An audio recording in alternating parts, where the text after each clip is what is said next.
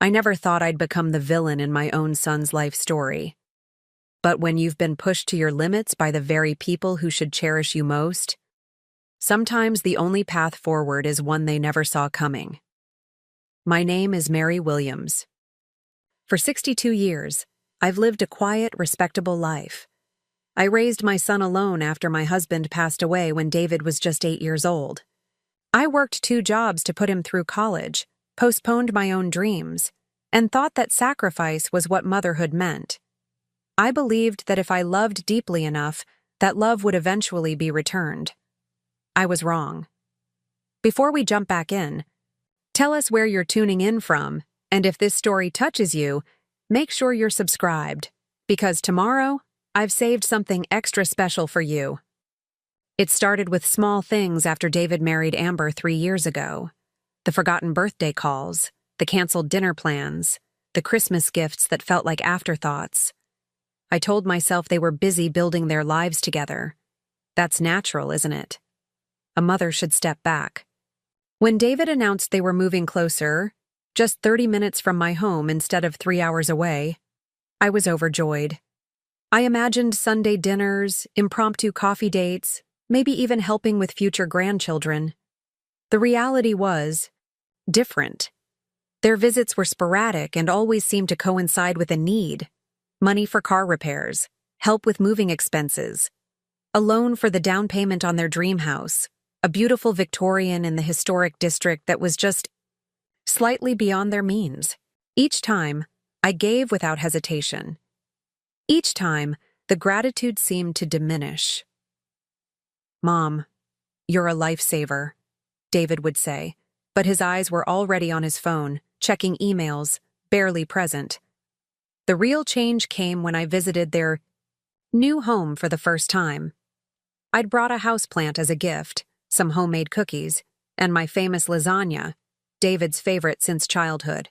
"Oh, we already ate," Amber said, barely looking up from her interior design magazine. "And we're trying to cut carbs." The lasagna sat untouched. The cookies disappeared, but I later found the container in the trash, half full. I offered to help unpack the kitchen. "I have a system that might work well," I suggested gently. Amber's smile didn't reach her eyes. "No offense, Mary, but your methods are a bit outdated. We're doing a minimalist thing here." I nodded and stepped back, watching as she arranged and rearranged items with military precision. Everything in its place. No room for the messy warmth of family life I'd always embraced. That night, I overheard them talking in the kitchen while I pretended to sleep on their uncomfortable guest futon. "How long is she staying again?" Amber's voice was tight with irritation. "Just 2 more days," David sighed. "She drove 5 hours to help us, Amber." "Help? She's just getting in the way. And have you noticed? She smells like old people. That musty mothball scent. It's all over the guest sheets now." My heart constricted in my chest. Old people smell? I showered daily, used the lavender lotion my dermatologist recommended. I took pride in my appearance, kept my silver hair neatly styled, wore clothes that were classic rather than trendy. "Don't be cruel," David said, but his protest was weak, perfunctory. Not the fierce defense a son should offer. "She's been generous with us." "Her money doesn't make up for her being a burden," Amber snapped. "My mother would never impose like this." Ah, yes, Amber's mother. The flawless Elaine who lived in a luxury condo in Florida, who'd remarried a wealthy businessman, who sent designer gifts on birthdays and never cooked a meal that wasn't Instagram-worthy. The woman who, as far as I could tell, had never made a single sacrifice for her daughter. I lay there, silent tears sliding into my pillow, feeling every one of my 62 years pressing down on me like stones. The next morning, I announced I'd be leaving early. "I just remembered an appointment," I lied. David looked relieved. Amber barely glanced up from her phone. "Drive safe," she said, the words empty of concern. As I pulled out of their driveway, something in me shifted. The hurt crystallized into something harder, colder. I'd spent my life being kind, accommodating, generous to a fault. And in return, I was an imposition, a bad smell, a burden. The 5-hour drive home gave me time to think, to remember, to plan.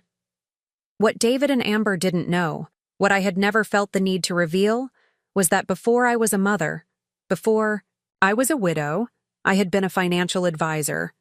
Not just any advisor, but one specializing in investment properties and mortgage securities. I'd left that career to raise David, taking a simpler accounting job with regular hours, but I'd never stopped managing my own investments. They also didn't know that when they'd come to me for that substantial down payment on their dream home, I hadn't simply written a check from my savings. No, I'd done something far more strategic, something that would now serve a new purpose. 2 months had passed since that fateful brunch at La Maison, and the change in my relationship with David and Amber was evolving.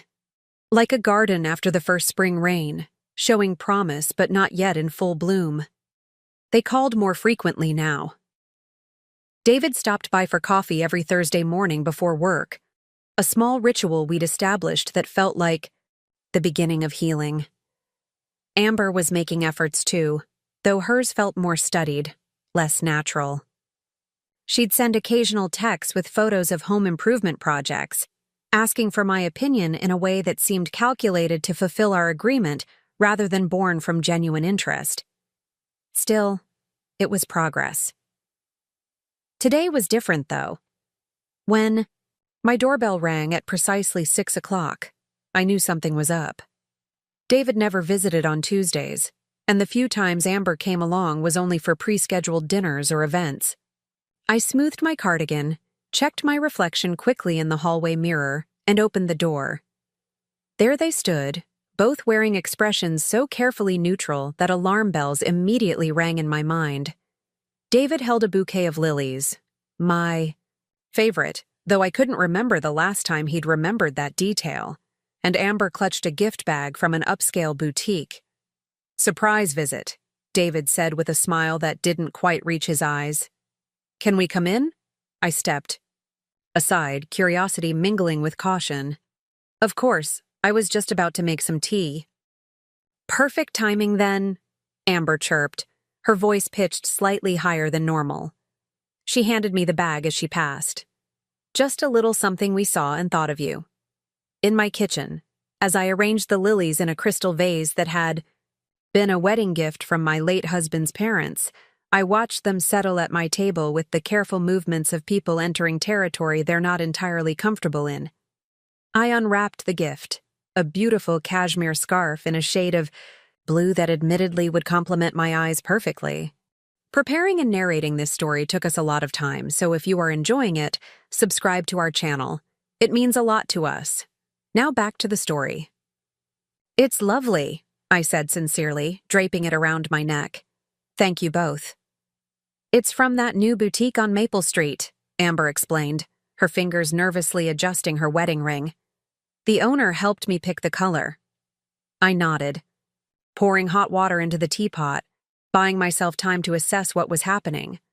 Random gifts, unexpected visits, nervous energy radiating from both of them. They wanted something. The realization didn't anger me as it once might have. Instead, I felt a strange sort of calm. This was business, and business was something I understood far better than they realized. "So," I said, placing the teapot and cups on the table between us, "what brings you by on a Tuesday evening?" David exchanged a quick glance with Amber. "Can't we just visit my mother? Do we need a reason?" "Of course not," I replied evenly, "but we both know you have one." A small silence stretched between us, broken only by the gentle ticking of the grandfather clock in my living room, a family heirloom that had survived 3 generations of Williams before finding its way to me. David sighed, shoulders slumping slightly. "We wanted to talk to you about the house." There it was. I poured the tea methodically, giving each cup the same amount, adding a single spoon of honey to mine as I'd done for decades. "What about It? I asked, though I already had my suspicions. We've been thinking about renovations, Amber said, accepting her cup with a nod of thanks. The kitchen is functional but outdated, and the primary bathroom really needs to be gutted. The tile is very early 2000s. I took a sip of my tea, enjoying its warmth. Renovations can be expensive. That's actually why we're here. David leaned forward slightly. We've gotten some quotes, and to do it properly would cost around $60,000. We're wondering if I would increase your mortgage to cover the renovations. I finished for him. His face registered surprise, then sheepish acknowledgement. Well, yes. The interest rates with banks right now are ridiculous, and since you're already our lender, it makes financial sense, Amber added quickly. The improvements would increase the property value, so it's really an investment.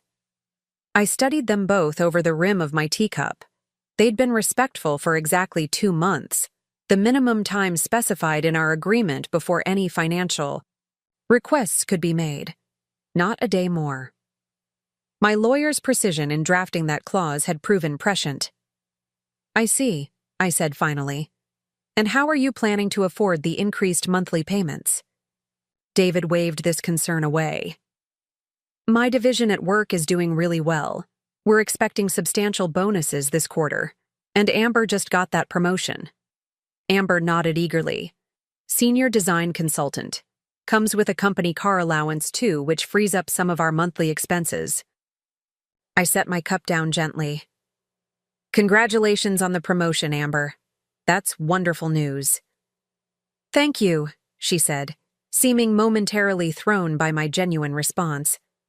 As for the renovation loan, I continued, I'll need to see your current financial statements, the detailed renovation plans and quotes, and a projection of how this will affect your monthly budget. Once I have those, I can make an informed decision.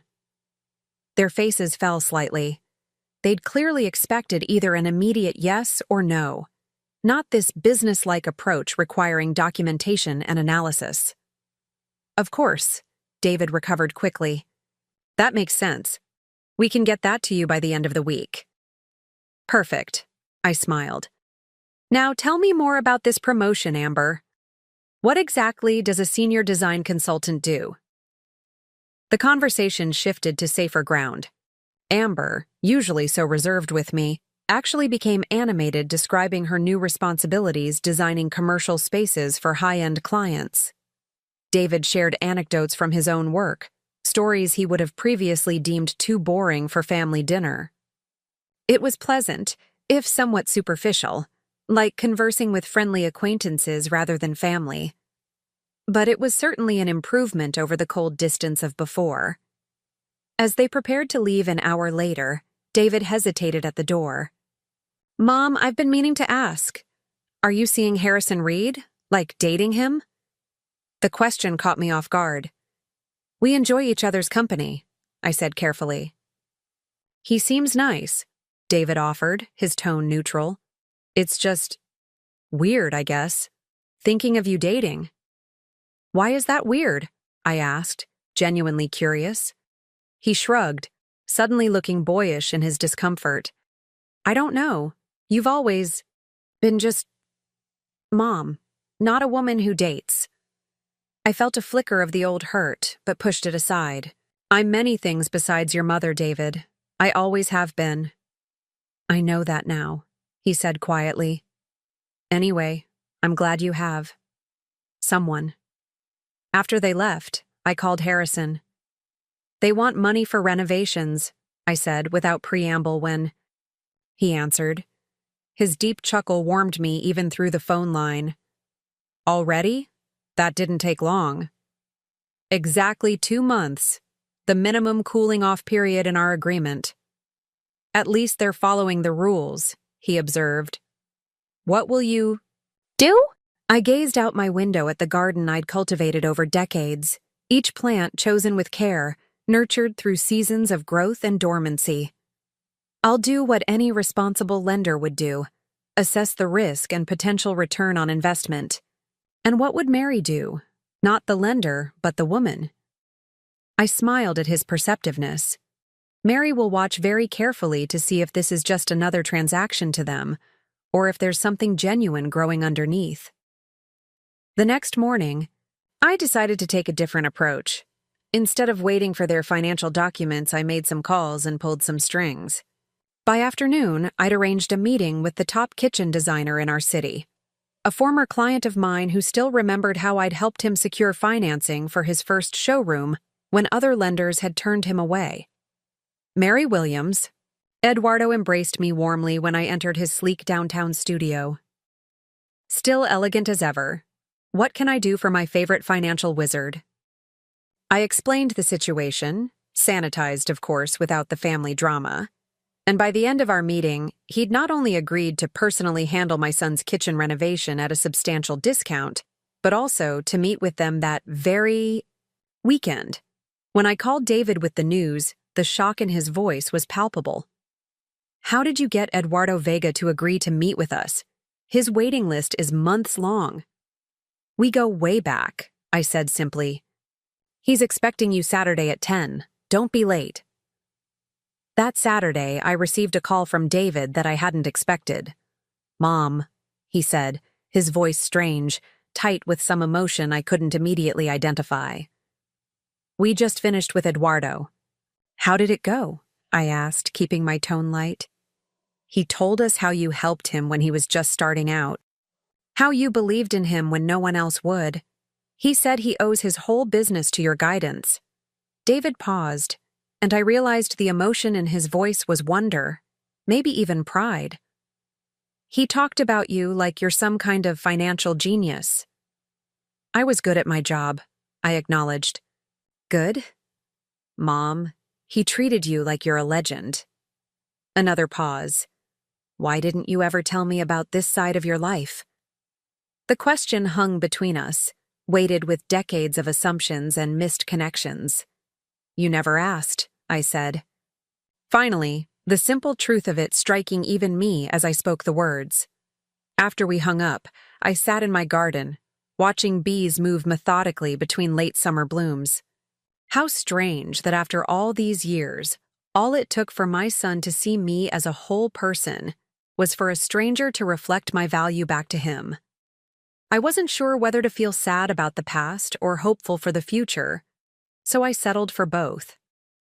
The renovation plans moved ahead with surprising speed. Eduardo's vision for their space was both beautiful and practical, and somewhat miraculous, came in under their original budget estimates. I reviewed their financials, which were actually better than I'd expected, and approved the additional mortgage amount with fair terms. What I hadn't anticipated was Amber's call 2 weeks later. "Mary," she said, her voice unusually tentative, "I was wondering if you might be free for lunch today, just the two of us." Curiosity overcame caution, and by noon I found myself seated across from my daughter-in-law at a small cafe I'd never visited before. Amber looked different somehow. Less polished, more authentic in simple jeans and a sweater, rather than her usual carefully curated outfits. "Thank you for meeting me," she began, fidgeting with her napkin. "I wanted to talk to you without David."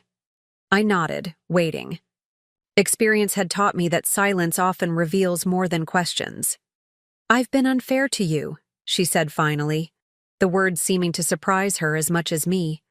I had this idea in my head about what a mother-in-law should be based on my own mother, I guess.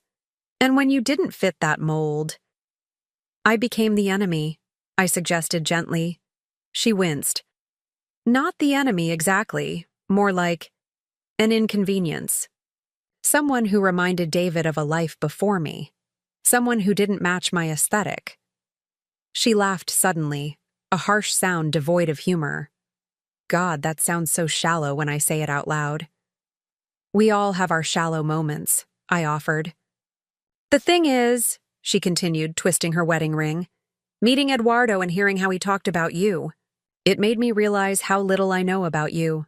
The real you, not just David's mom." She looked up, meeting my eyes directly. "I'd like to change that, if you're willing." I studied her face, looking for signs of manipulation or calculation, but found only nervous sincerity. It was possibly the first completely genuine interaction we'd ever had. "I'd like that too," I said, and meant it. Lunch stretched into afternoon as Amber asked questions about my former career, my investments, my friendship with Harrison. I found myself sharing stories I hadn't revisited in years. The sexism I'd faced as one of the few women in finance in the 1980s, the risks I'd taken that paid off, the deals that had fallen through. "So you gave up this whole career to raise David?" she asked, genuine puzzlement in her voice. "I didn't give it up entirely," I clarified. "I scaled back, took a position with regular hours, continued managing my own investments.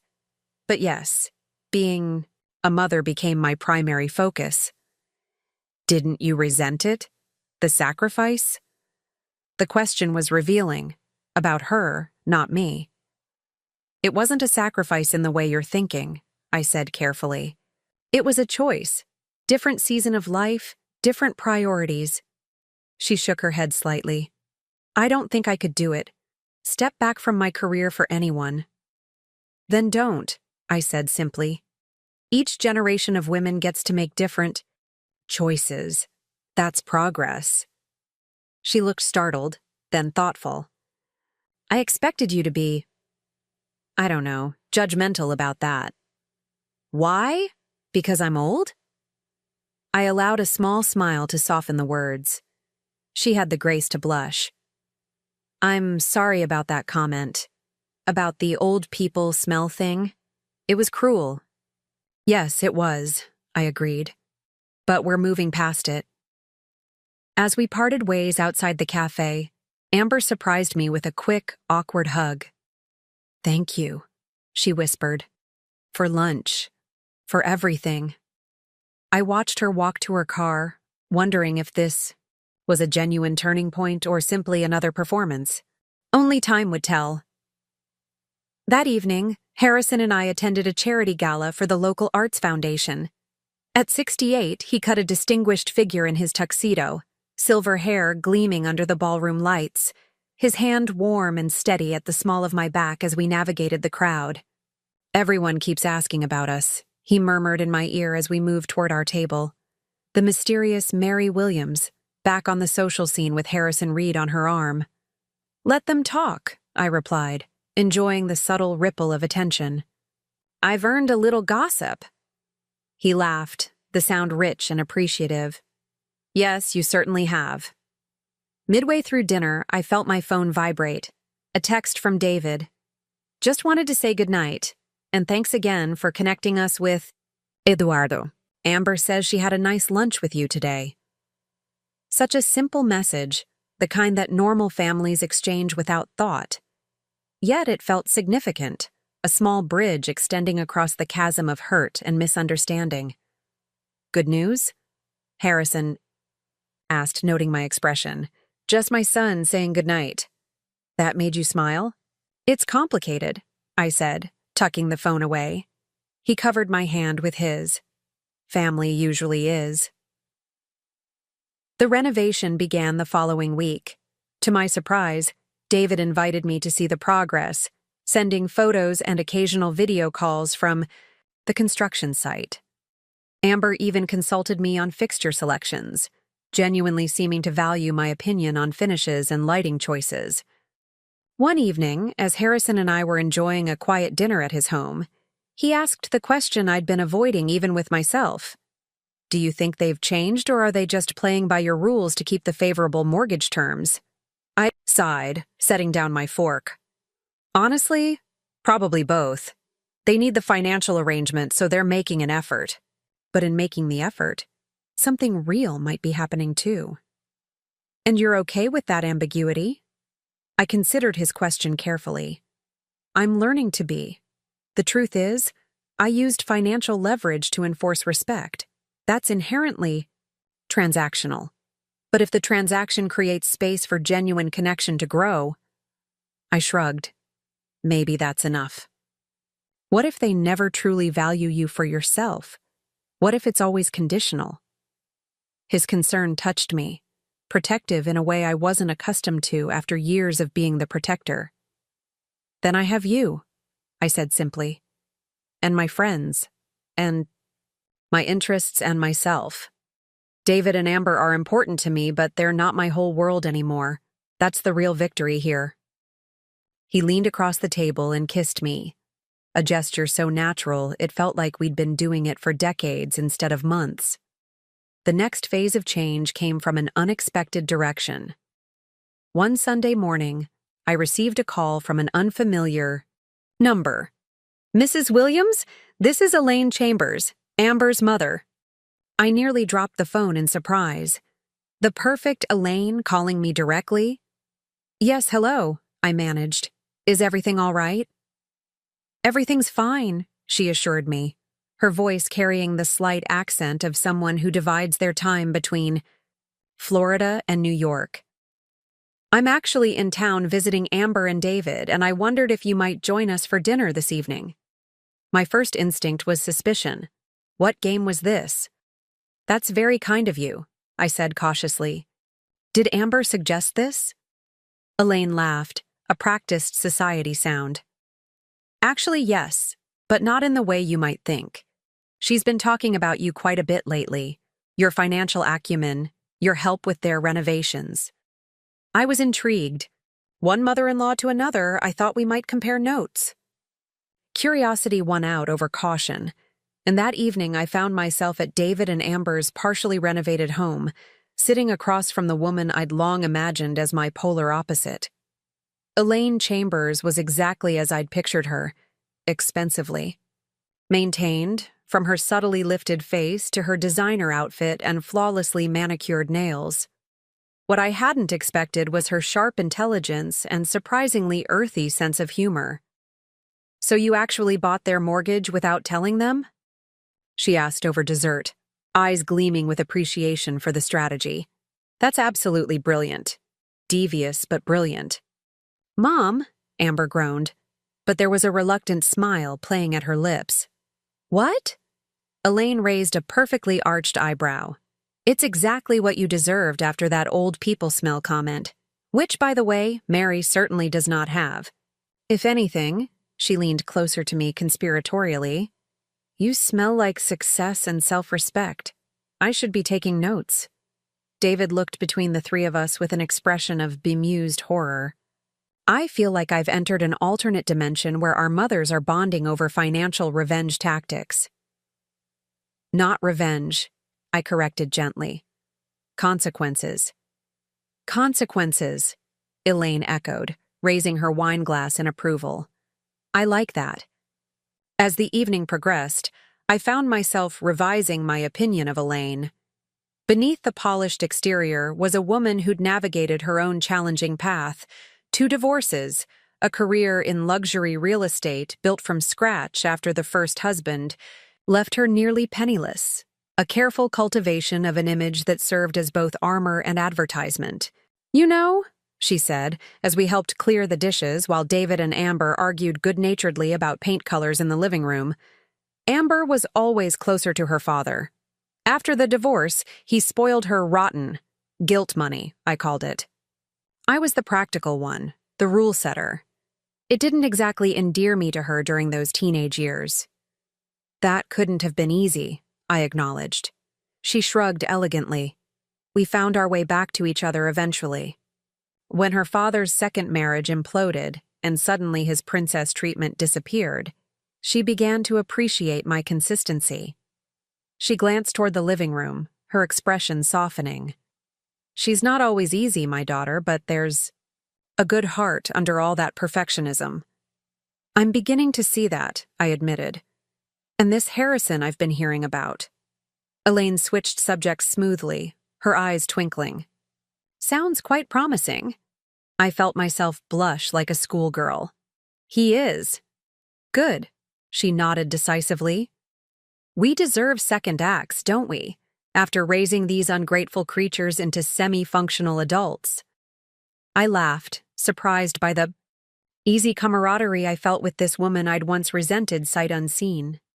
Later, as I prepared to leave, Elaine embraced me with the air of someone making a public declaration of alliance. We must have lunch before I go back to Florida. I have a feeling we'd have a lot to talk about.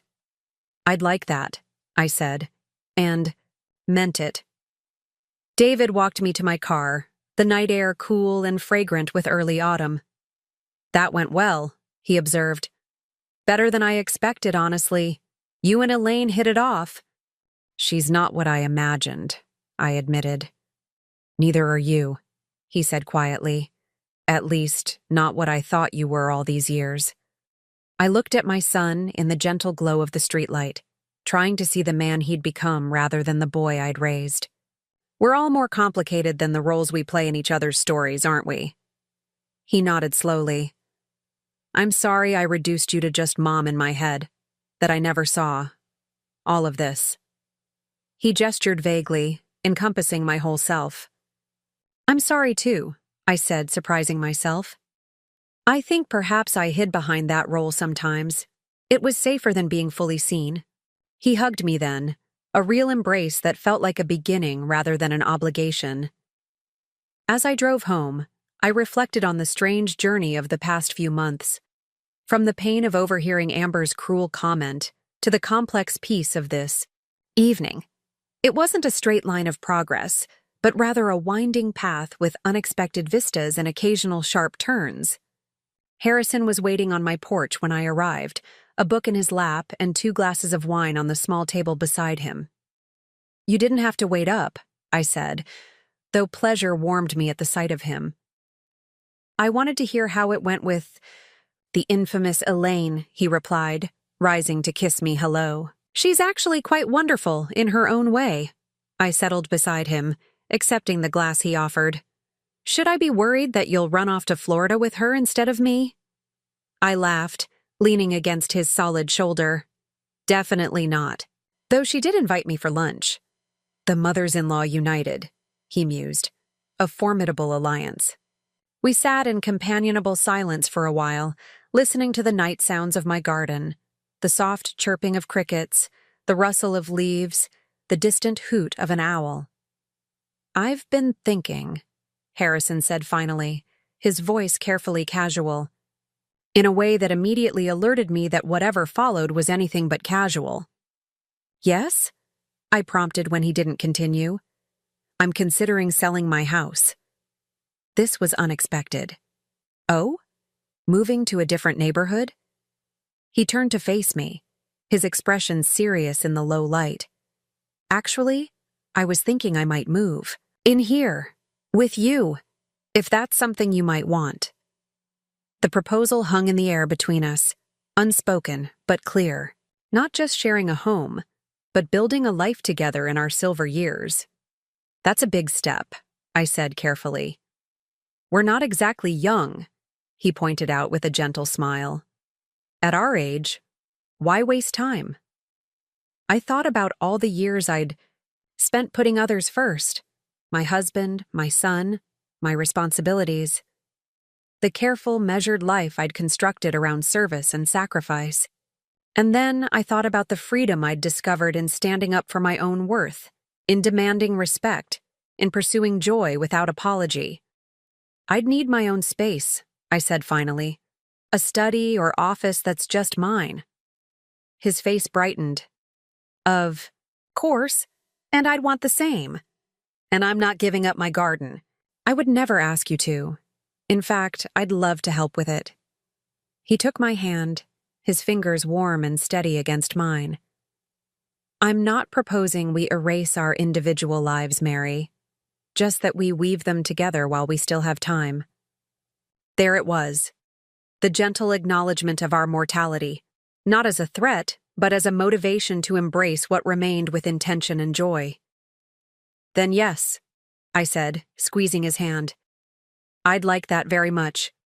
His kiss tasted of wine and promise, of comfortable evenings and morning coffee, of a future neither of us had expected but both now embraced eagerly. The following weekend, David and Amber invited us both to dinner to celebrate the completed kitchen renovation. As we gathered around their new quartz island, admiring Eduardo's skillful transformation of the space, I found myself observing our small group with a sense of wonder. Harrison, animated as he discussed sustainable building, practices with David. Amber, showing Elaine and me the custom storage solutions with genuine excitement. All of us, flawed and complex individuals finding our way toward something that felt remarkably like family. Was it perfect? No. There were still moments of tension, instances where old patterns threatened to reassert themselves. Amber occasionally slipped into dismissiveness when stressed. David sometimes forgot to call for weeks at a time. I wasn't above using my financial leverage when needed. But underneath the imperfection was something real and growing, something worth nurturing. Later that night, as Harrison and I made plans for combining our households, I realized that what had begun as a calculated move to command respect had blossomed into something far more valuable, a reclaimed sense of my own worth that extended beyond roles and relationships. I didn't need to be defined by being David's mother or Amber's mother-in-law or even Harrison's partner. I was Mary Williams, investor, advisor, gardener, woman of a certain age who smelled like lavender and courage, complete in myself, choosing connections rather than desperately seeking them. And that, perhaps, was the greatest return on investment of all. Spring arrived with a gentle persistence, coaxing new growth from the garden Harrison and I now tended, together. 6 months into our cohabitation, we'd settled into rhythms that surprised us both with their ease. His books mingled with mine on shelves, his chess set found a permanent home by the bay window, and his preference for early mornings complemented my tendency to linger over evening tea. We were learning the dance of shared space, when to step closer, when to give distance. The renovation of David and Amber's home had expanded beyond the kitchen and bathroom to include a complete overhaul of the main floor, creating an open concept design that Eduardo had convinced them would future-proof their investment. I suspected this future-proofing was Eduardo's subtle way of suggesting they consider children, a topic that remained conspicuously absent from our family conversations. "The final inspection is tomorrow," David announced during our weekly phone call, excitement evident in his voice. "Eduardo says we should celebrate with a proper housewarming once everything's approved."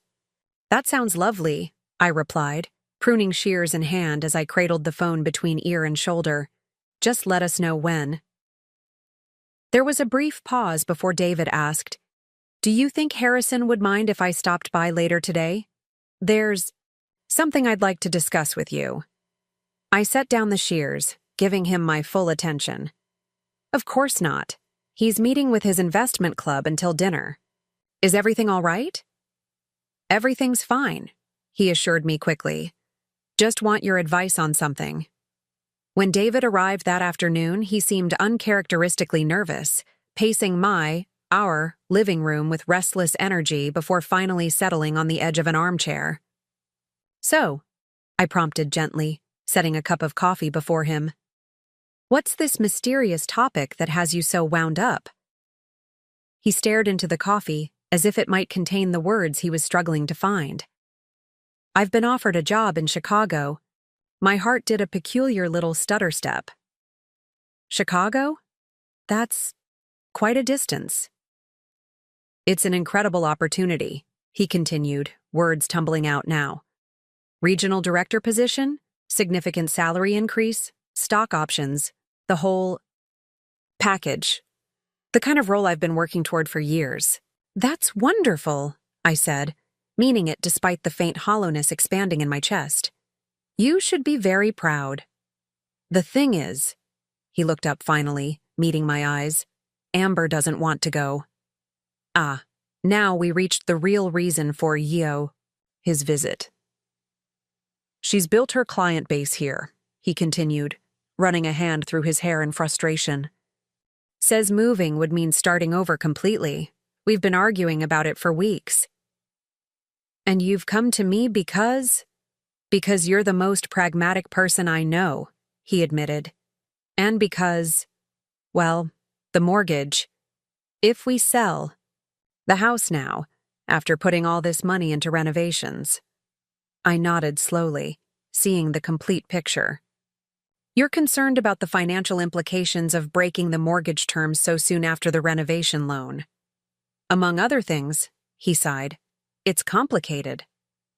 I studied my son's face, the worried furrow between his brows so like his father's, the determined set of his jaw that I recognized from my own mirror. For a moment, I was tempted to solve the problem for him as I'd done countless times before.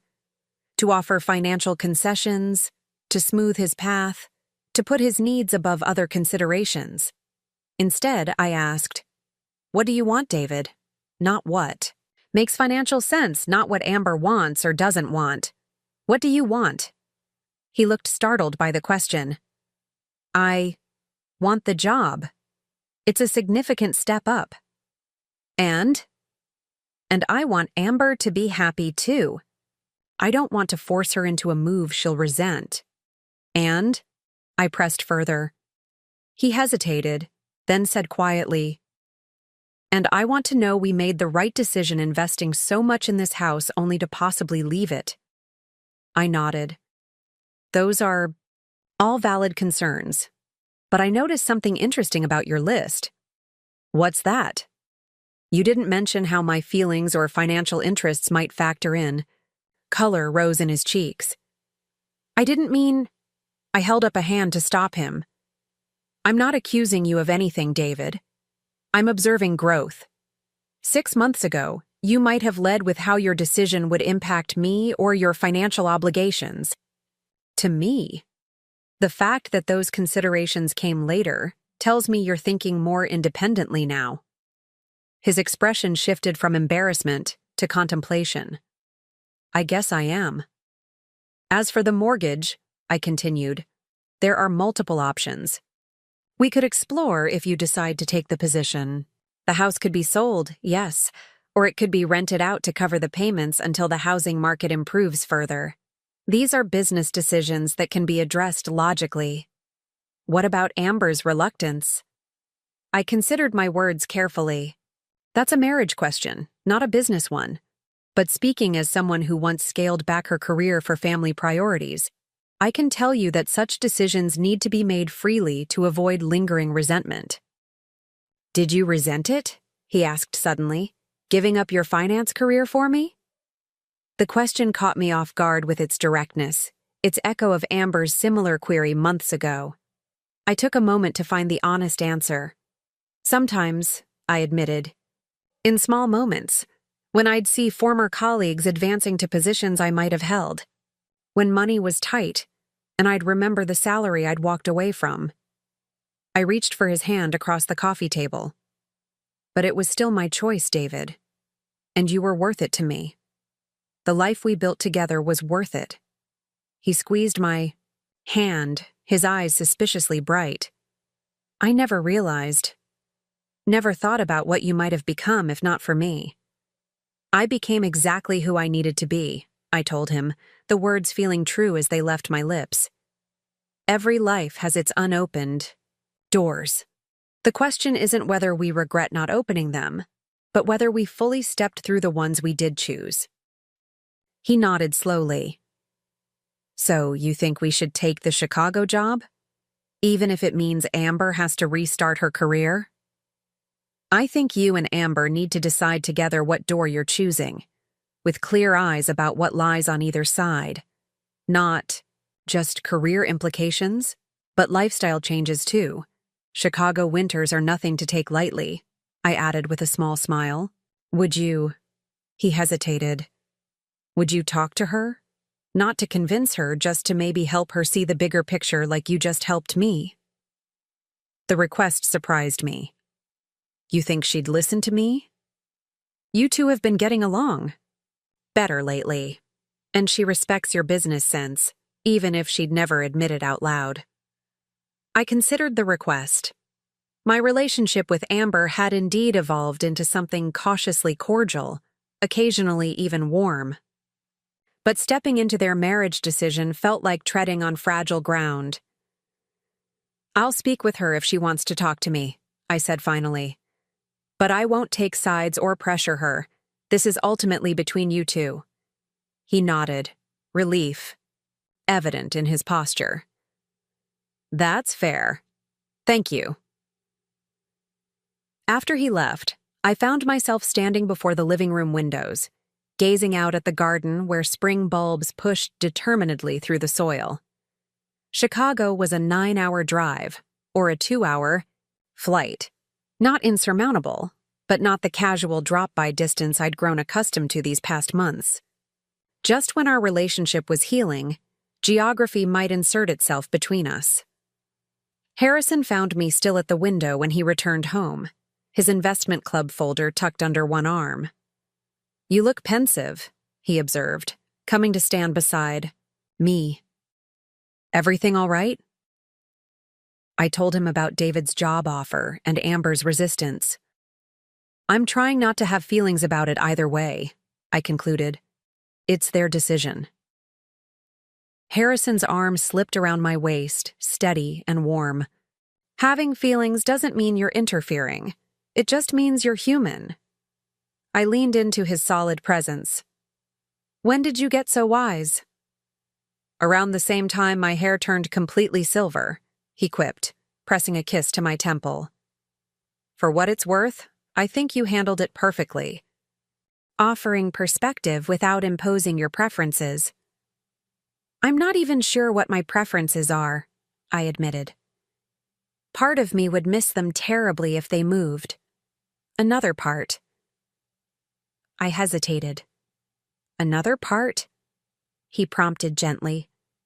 "Another part wonders if some physical distance might actually strengthen our new relationship, force us to be more intentional about staying connected, rather than falling back into old patterns just because we're in proximity." Harrison considered this. "That's an insightful observation. Sometimes loving from a slight distance creates space for both parties to grow. Or it could create space for us to drift apart again," I sighed, "just when things were improving." "Do you trust the foundation you've been building these past months?" The question gave me pause. Did I? The changes in David and Amber's behavior had begun as a financial transaction, respect in exchange for favorable mortgage terms. But over time, something more authentic seemed to be taking root. Small moments of genuine connection. Conversations that went deeper than surface pleasantries.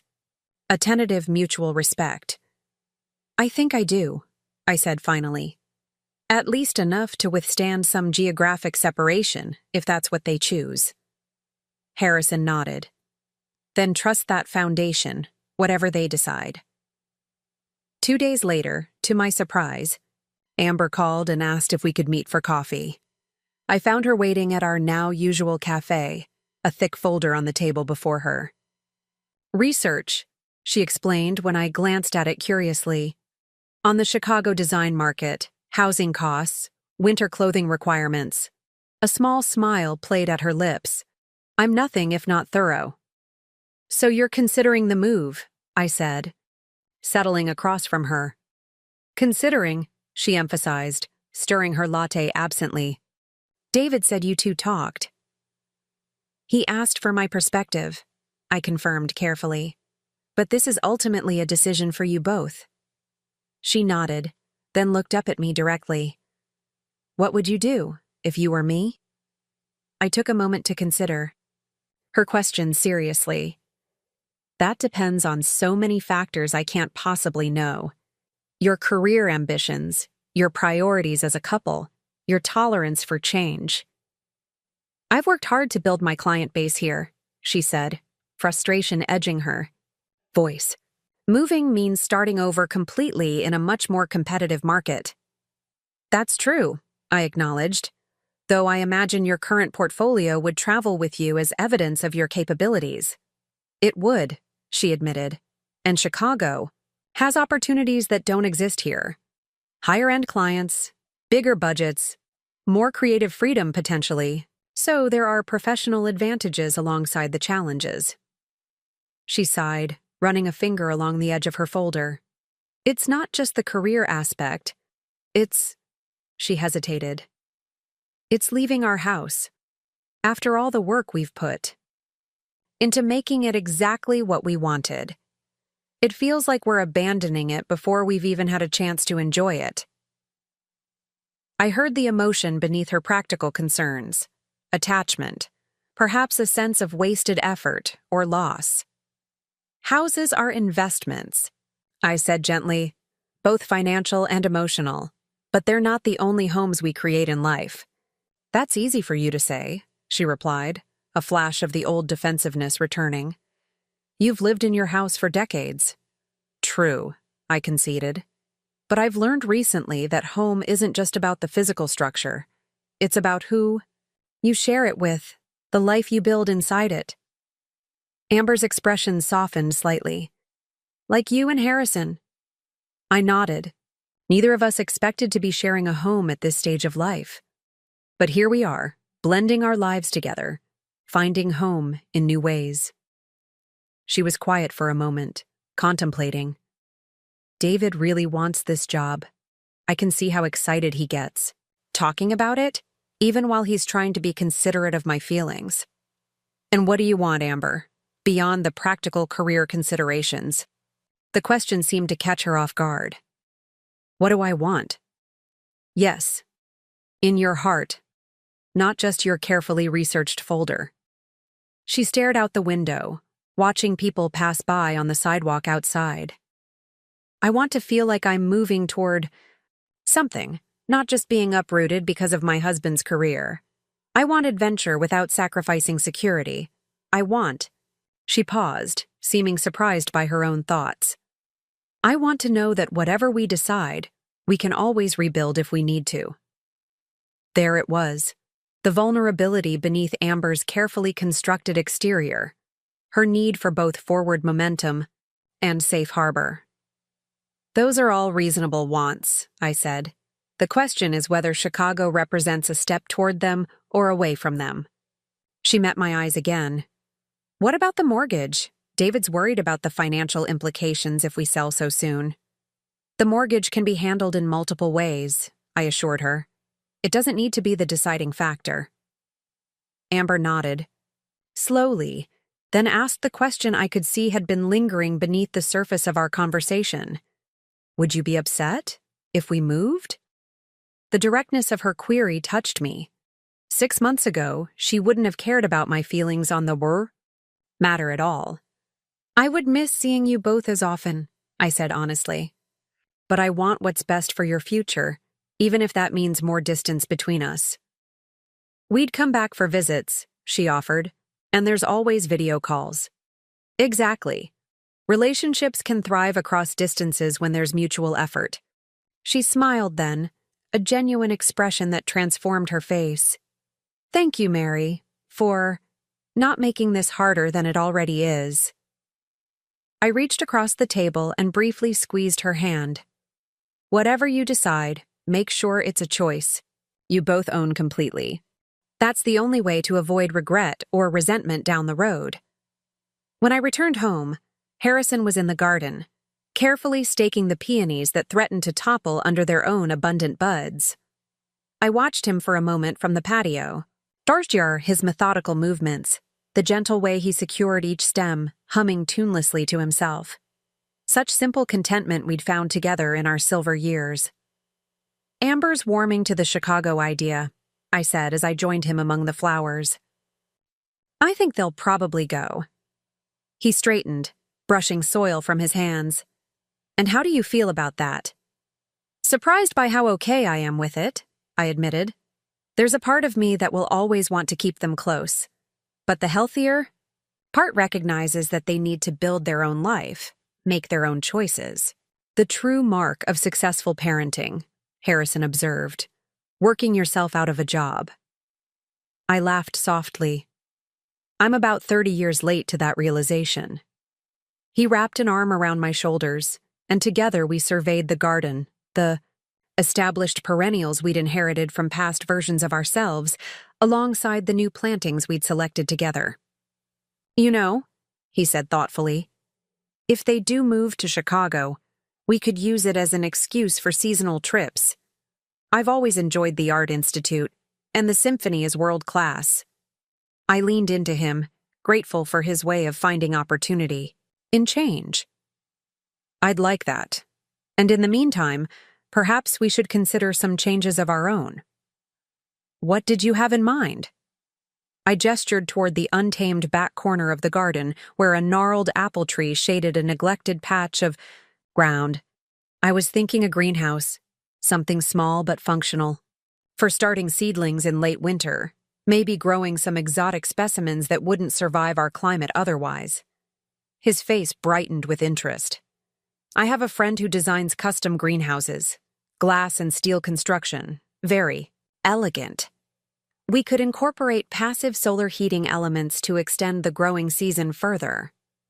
I smiled at his immediate enthusiasm, the way his mind already raced ahead to possibilities. We could make it a project for the summer, something that's truly ours, not just a blending of what we each brought to this relationship. I love that idea, he said, pulling me closer. Creating something new together. 2 weeks later, David and Amber called us both to their newly renovated home for dinner. The transformation was remarkable. Eduardo's vision had opened up the space, bringing light into what had once been compartmentalized rooms. Modern yet warm, sophisticated without being sterile. It suited them. Everything looks wonderful, I praised as Amber gave us the tour. Eduardo was worth every penny. He was, she agreed, running a hand along the new quartz countertop with obvious satisfaction. Though I have to admit, it makes what we're about to tell you even harder. Harrison and I exchanged glances but said nothing as they led us to the dining table, set elegantly with their wedding china, a gift from me that I'd rarely seen them use. Once we were settled with wine poured, David cleared his throat. We've made a decision about Chicago. I nodded encouragingly, keeping my expression neutral. We're going, Amber announced, her hand finding David's on the table. We've been negotiating terms this past week. They're giving David the position with a substantial relocation package, and they've agreed to delay his start date by 2 months to give us time to properly transition. And, David added, they're connecting. Amber, with their corporate design team, it's not a guaranteed position, but it's a foot in the door with a prestigious firm. That's wonderful news, I said warmly, raising my glass, to new beginnings. They both looked relieved at my response, tension visibly easing from their shoulders. We've been talking about what to do with the house, Amber continued, glancing around at their newly perfected space with a touch of wistfulness. We hate to sell after putting so much into the renovations, especially in the current market. We were thinking of renting it, David explained, at least for the first year or two, to see how things go in Chicago. If we decide to put down permanent roots there, we could sell when the market improves. I nodded thoughtfully. That's a sensible approach. Rental income would cover the mortgage payments and possibly provide a small positive cash flow, given the desirability of the neighborhood. The thing is, David hesitated, exchanging a glance with Amber, we'd need someone local to manage the property, handle tenant issues, oversee maintenance, that sort of thing. Ah, now we reached the heart of the matter. We were hoping, Amber said carefully, that you might consider taking on that role. We'd compensate you, of course, she added quickly. Set up a formal arrangement with proper management fees. The request surprised me, not just the practical aspects, but the trust it implied. You'd be comfortable with me managing your home? Who better? David shrugged. You literally own the mortgage. You understand property management from your financial background, and you'd have our best interests at heart. Besides, Amber added with a small smile, who else would be as meticulous about maintaining the value of the investment? I glanced at Harrison, who gave me a subtle nod of encouragement. I'd need to think about it, I said finally. Review. What would be involved? Consider whether I have the time to commit properly, but I'm certainly open to the possibility. Relief washed over their faces. That's all we're asking, David assured me. Just that you consider it. As dinner progressed, conversation turned to the practicalities of their move, the neighborhoods.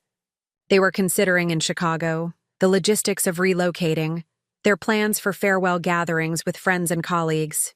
Through it all, I observed a new dynamic between them. A partnership of equals making decisions together, supporting each other's concerns and ambitions. They had grown, both individually and as a couple.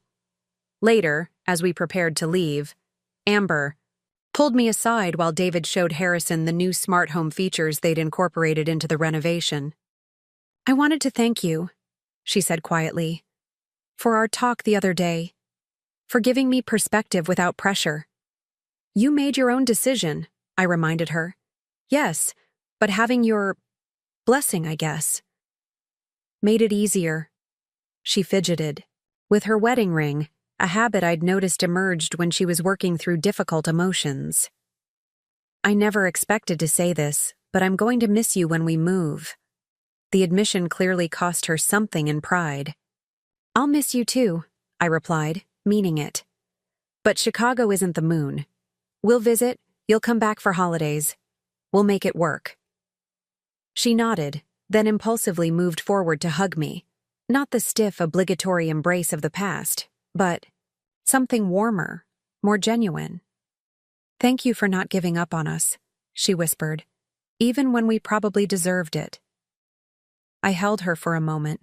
This woman who had once dismissed me as smelling of old age, now embracing me as family.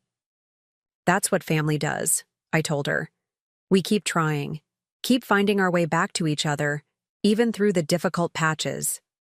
On the drive home, Harrison and I were quiet, both processing the evening's revelations. Finally, as we turned onto our street, he asked, "Will you take on the property management role?" I gazed out at the familiar houses passing by, each one containing its own complex web of relationships and histories. "I think I will," I decided. It's a tangible way to stay connected without being intrusive, a way to be helpful without overstepping. Plus, he added with a small smile, it plays to your strengths: organization, attention to detail, financial acumen. There is that, I acknowledged.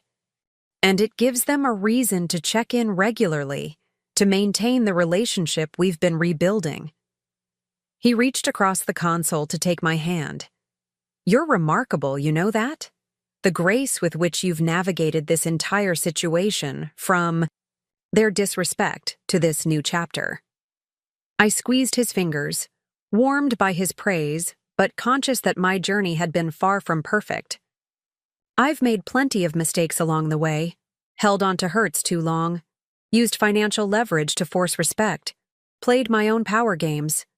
And yet here you are, helping them move forward while maintaining healthy boundaries. That's growth, Mary, for all of you. As we pulled into our driveway, I noticed the architectural drawings for our greenhouse had arrived, the large tube propped against the front door. A new project for us to bring to life together, even as David and Amber prepared to build their new life in Chicago. "You know what I've learned through all this?" I said as we gathered our things from the car. "What's that?" "That family isn't just about blood or history or obligation. It's a choice we make daily, to see each other fully, to offer respect, to allow for growth and change." I looked up at our home, lights glowing welcomingly in the early evening. Darkness. And sometimes the family we create in our later years can be just as meaningful as the one we're born into or raise from the beginning. Harrison retrieved the tube of drawings and offered me his other arm. "To families of choice, then." I slipped my hand through his elbow, leaning slightly into his steady strength as we walked together toward our shared doorway. And to new beginnings at every age. The day of David and Amber's departure for Chicago dawned bright and clear, the kind of perfect autumn morning that seemed almost deliberately cinematic. I stood in my kitchen, preparing a basket of road trip essentials, homemade granola bars, thermoses of coffee, fresh fruit, when Harrison appeared behind me, still in his robe. "It's 5:30 in the morning," he observed, voice gravelly with sleep. They're not picking up the keys until 8. I continued wrapping the granola. Bars in parchment paper, each one precisely folded. I know, I couldn't sleep. Harrison's arms encircled my waist, his chin resting gently on my shoulder. Nervous? Not nervous exactly, I corrected, leaning back into his solid warmth. Just aware that today marks a transition. For all of us. The past 2 months had been a whirlwind of preparations. David and Amber had secured a lovely apartment in Chicago's Lincoln Park neighborhood, furnished, thankfully, so they could take their time deciding what to bring from their home here and what to store. We had interviewed and selected tenants for their house, a young professional couple with immaculate credit and references, expecting their first child. I had drafted a comprehensive property management agreement that satisfied both my need for clarity and their need for control. Every practical detail had been addressed with methodical precision. The emotional landscape, however, remained more complex. They're only moving 9 hours away, Harrison reminded me gently, not disappearing to another dimension. I smiled, turning in his arms to face him. I know, and honestly, I'm excited. For them. This is exactly the kind of opportunity David has been working toward. I hesitated, searching for the right words. You just hoped that once you'd rebuilt your relationship, you'd have more time to enjoy it before geography complicated things. He finished for me. I nodded, grateful as always for his intuitive understanding. Exactly, but we'll make it work. Of course we will, he agreed, pressing a kiss to my forehead before moving to start the coffee maker. And in the meantime, we have our own project to focus on. Our greenhouse had progressed from architectural drawings to reality over the summer, a jewel-like structure of glass and steel nestled in the formerly neglected corner of our garden. We'd spent countless happy hours planning its interior, the cedar benches for potting, the specialized shelving for seedlings, the automated irrigation system that Harrison had insisted was essential for optimal plant health. The winter. Seed catalogs arrived yesterday, I remembered suddenly, mood brightening. We should go through them this weekend, make our selections for early spring plantings. Harrison smiled, understanding my need to focus on growth rather than departure. It's going to be a spectacular greenhouse, he agreed, pouring coffee into my favorite mug, a hand-thrown pottery piece in shades of blue that Amber had unexpectedly given me as a thank you for agreeing to manage their property. Do you think they're ready for a Chicago winter?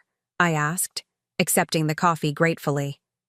As ready as any first-time Midwesterners can be, he chuckled. They've got the thermal underwear, the waterproof boots, the parkas rated for Arctic exploration. The actual experience might still be a shock to their systems. I smiled, remembering David's expression when I'd insisted he purchase boots that looked more suitable for climbing Everest than navigating city sidewalks. They'll adapt. They're both nothing if not determined. At precisely 8 o'clock, David's car pulled into our driveway. The back seat and trunk were packed to capacity, with barely space for their suitcases among the boxes of essential items they'd decided couldn't wait for the moving company. Amber emerged first, wrapped in a light jacket against the morning. Chill. Her face was a study in controlled emotions, excitement and apprehension battling just beneath the surface of her usual poise. Final stop on the goodbye tour, she announced with forced brightness, coming to hug me. We've already endured my mother's dramatic farewell, complete with dire predictions about Chicago crime rates and warnings about frostbite. I laughed, returning her embrace. I promise to be less dramatic, though I do hope you packed those thermal socks I sent. 4 pairs, she confirmed, rolling her eyes but smiling. David insists they'll be life-changing come January. David joined us, accepting Harrison's handshake and shoulder clap with a nod. All set for the road trip? Navigation programmed? Harrison asked, ever practical. Got it covered, David. Confirmed. We're stopping overnight in Indianapolis. Should reach Chicago around noon tomorrow if traffic cooperates. I handed over my carefully prepared basket. Just some provisions for the drive. Nothing fancy. David peered inside, his expression softening. You made your granola bars. I haven't had these since college. The cinnamon ones were always your favorite, I said, oddly touched that he remembered. Still are, he confirmed, sampling one, immediately with appreciative noises that made me laugh. We moved inside, going through the final checklist of property management details. I'd prepared a binder with all the essential information: tenant contact information, service providers for various home maintenance needs, insurance documentation, quarterly inspection schedules. This is incredibly thorough, Amber commented, flipping through the meticulously organized sections. I feel like we're leaving the house in better hands than our own. Professional habit, I demurred. Better to have information and not need it than need it and not have it. Speaking of which, Harrison interjected, presenting them with a folder of his own. I've researched the best walking routes from your new apartment to various essential destinations: grocery stores, pharmacies, public transportation hubs. Each map includes estimated times in both fair weather and winter conditions. David. And Amber exchanged amused glances. You two really are perfect for each other, David observed, planning and preparing right down to the minute. Life goes more smoothly with proper organization, Harrison and I replied in near-perfect unison, then laughed at ourselves. The morning passed quickly with last-minute advice, casual conversation, and increasingly frequent glances at watches and phones. Finally, David stood, jingling his car keys. We should really get on the road if we want to beat the worst of the interstate traffic. The moment had arrived. We walked them to their car, where Harrison made a show of inspecting their tire pressure and fluid levels one last time while I straightened David's collar in a gesture so maternal it made us both smile self-consciously. Call when you get to Indianapolis, I instructed, fighting to keep my voice steady. And again when you reach Chicago, and when you've gotten settled in the apartment. And Mom, David interrupted gently, capturing my fidgeting hands in his. We'll call, I promise, every step of the way. I nodded, swallowing the unexpected lump in my throat. I'm proud of you, I said finally. Taking this leap, pursuing this opportunity. Your father would be proud too. His eyes widened slightly at the mention of his father, something I rarely did even all these years later. Thanks, Mom. That means a lot. And then came the hugs, proper ones, not the perfunctory embraces of the past. Amber held on a beat longer than necessary, whispering, "Thank you for everything," in my ear before releasing me. David's hug was firm, solid, the embrace of a man rather than the dutiful peck of an impatient son. As they pulled away, waving, through open windows, I felt Harrison's arms settle around my shoulders. They'll be fine, he assured me, and so will we. I leaned into his steadiness, watching until their car disappeared around the corner. I know, I agreed, surprised to find I genuinely meant it. This is exactly as it should be. We spent the remainder of the morning in the greenhouse, repotting orchids and discussing plans for winter herbs. There was a tranquility in working together, our movements synchronized from months of shared tasks, conversation flowing easily between concentrated silences. You know, Harrison observed as he carefully measured orchid potting medium, it's been exactly a year since you overheard Amber's comment about you smelling like old people. I looked up in surprise, soil trowel paused mid-scoop. Has it really been a whole year? He nodded. I marked it on my calendar when you first told me the story. Thought it might be significant someday. I considered this milestone, marveling at how much had changed in 12 months. From the bitter hurt of that overheard remark to the warm hug of Amber's departure this morning, The transformation seemed almost unbelievable. I never would have predicted this outcome, I admitted, resuming my work with the orchid. A year ago, I was plotting financial revenge. Today, I'm genuinely sad to see them go. Life rarely follows our expected scripts, Harrison agreed. That's what makes it interesting. That evening, David called as promised from Indianapolis. The drive had been smooth, traffic minimal, my granola bars, literally the only thing that saved us when we hit that construction delay near Columbus.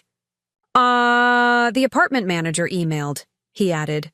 Everything's ready for our arrival tomorrow. Keys will be waiting at the front desk. That's wonderful, I said, picturing their new building with its doorman and fitness center, so different from the historic charm of the house they'd left behind. Have you eaten a proper dinner? There's a good Italian place near your hotel if you haven't. David chuckled. Already ordered from there, actually.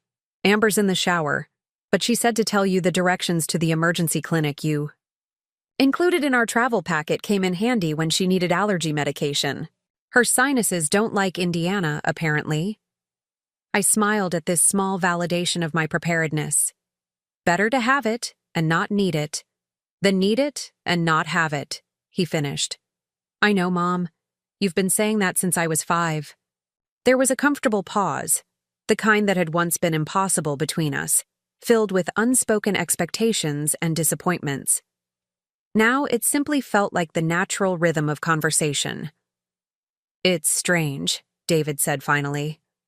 Moving away again after being so close to home this past year. I got used to our Thursday morning coffees. Who's going to tell me I need a haircut now? I laughed softly.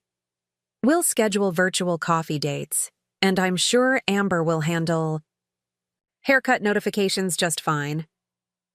True, though she's more diplomatic about it than you are. One of her many virtues, I agreed, thinking of how far Amber and I had come from mutual suspicion to genuine appreciation. After we hung up, I found Harrison in his study, glasses perched on the end of his nose as he reviewed investment reports. Everything okay in Indianapolis? He asked, glancing up. Perfect, I confirmed, settling into the comfortable chair across from his desk. They're right on schedule. He removed his glasses, giving me his full attention. And how are you? Feeling? I considered the question honestly. Good, I decided. At peace. They're moving forward with their lives, and we're moving forward with ours. As it should be. Harrison's smile was warm with approval. Indeed. Speaking of moving forward, he reached into his desk drawer and withdrew an envelope. I've been meaning to discuss something with you. My curiosity piqued, I accepted the envelope. Inside was a glossy brochure for a Mediterranean cruise, departing from Barcelona in the spring, stopping at ports in Italy, Greece, and Turkey. Harrison, I breathed, scanning the itinerary with growing excitement. This looks incredible. 15 days, he confirmed. I thought we might celebrate our 1-year anniversary of living together with a proper adventure. I flipped through the brochure, entranced by images of ancient ruins and azure waters. But the greenhouse, the spring plantings, can wait, he finished firmly. Or we can set up the automated systems before we go. Plants are surprisingly resilient, Mary. Unlike opportunities for adventure, which need to be seized while we're able to fully enjoy them. I studied his face, this man who had so unexpectedly become central to my life's new chapter. You're right, I decided. Let's do it. Let's see the Mediterranean together. His smile was worth every moment of anxiety about leaving our precious plants and carefully ordered lives for over 2 weeks. I'll book it tomorrow, he promised. The next day brought news of David and Amber's safe arrival in Chicago, accompanied by photos of their apartment with its sweeping views of the city skyline. The closets are tiny, Amber lamented during our video call, but the location is unbeatable. We can walk to everything. The energy here is different, David added, camera panning to show the bustling street below their window. Faster pace, more happening. I start orientation on Monday. And I have meetings with the design firm on Tuesday, Amber chimed in, a note of nervous excitement in her voice. They seemed genuinely interested in my portfolio. Of course they are, I assured her. Your work is exceptional. Her smile at the compliment was unguarded, lacking the skepticism that once would have accompanied any praise from me. Thank you, Mary. That means a lot coming from you. After the call ended, I found myself wandering through our house, noticing the small ways Harrison's presence had transformed spaces I'd once thought permanently fixed in their function and appearance. His collection of carved wooden chess pieces now occupied a dedicated shelf in the living room. His preference for stronger coffee had resulted in a new espresso machine claiming counter space in the kitchen. His reading chair sat at a precise angle to catch the best afternoon light through the bay window. Our lives had interwoven so naturally, I hardly remembered the patterns they'd followed separately. Was it the same for David and Amber now, I wondered, as they arranged their belongings in a new space, creating fresh patterns together? The first month of their Chicago adventure passed in a flurry of updates. David's orientation was intense but exciting. Amber had made connections with key people at the design firm and was cautiously optimistic about prospects there. They were exploring neighborhoods, discovering favorite restaurants, navigating public transportation with increasing confidence. Our property management duties began in earnest when the tenants reported a minor plumbing issue in the guest bathroom. Harrison accompanied the plumber, oversaw the repair, and sent a detailed report complete with before and after photos. "You're enjoying this, aren't you?" I observed as he meticulously updated our maintenance log. "I find satisfaction in solving problems efficiently," he admitted, "and it gives me a legitimate excuse to check on the house regularly without seeming intrusive." I smiled at his characterization, so like my own approach. "We're quite the team." "Indeed we are," he agreed, closing the log with a satisfied nod. "Which is why I think you should consider my proposal." I raised an eyebrow, waiting for clarification. "The cruise," he explained. "I've been researching extensions. What would you think about adding a week in Tuscany after the Mediterranean portion? There's a lovely villa available for rental, perfect location for day trips to Florence, Siena, wine country." The old Mary would have hesitated, citing responsibilities, expenses, practical concerns. But I was learning to embrace opportunity rather than caution, possibility rather than limitation. Tuscany sounds perfect, I decided. "Let's book it." His face lit with pleasure at my immediate agreement. "Excellent. We should start brushing up on our Italian." "Ti amo," I offered, the phrase coming back to me from long ago language classes. His eyes softened. "I love you too, Mary Williams." It was the first time either of us had spoken those words aloud, though they had been present in countless actions and considerations over our months together. The simplicity of finally giving them voice felt right, not a dramatic declaration, but a quiet acknowledgement of established truth. "Well," I said, a bit flustered despite myself, "that's settled then. Mediterranean cruise followed by Tuscan. Villa. Quite the adventure." "The first of many," he promised, reaching for my hand across the table.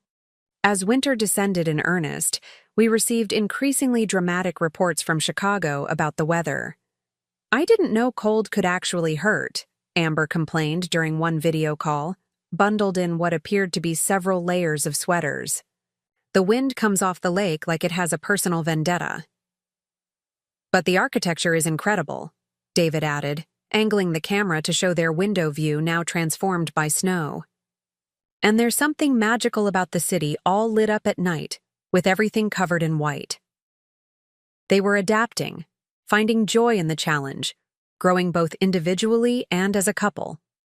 David's position was proving even more rewarding than anticipated, with senior leadership already taking notice of his contributions. Amber had secured her first independent project with the design firm, a boutique hotel lobby that played perfectly to her strengths. "We're thinking of coming," Home for Christmas, David mentioned casually near the end of the call, if that works for everyone's schedules. Home. The word caught my attention immediately. Not visiting or coming back to town, but coming home. Despite their excitement about Chicago, despite the opportunities and adventures of their new city, this place remained home in some essential way. That would be wonderful, I managed, keeping my voice steady despite the sudden upwelling of emotion. Harrison and I would love to have you both stay with us. The guest room is always ready. After we ended the call, Harrison found me in the kitchen, staring thoughtfully out the window at our greenhouse, now glowing softly with interior lighting against the early evening darkness. "Penny for your thoughts," he offered, coming to stand beside me. "They still think of this as home," I said quietly, "even with everything new and exciting in Chicago." He nodded understanding. "Of course they do. Home isn't just about geography. It's about connection, belonging, roots."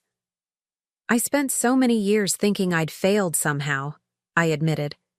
"That if I'd been a better mother, a different kind of parent, David would have been more present, more grateful, more loving."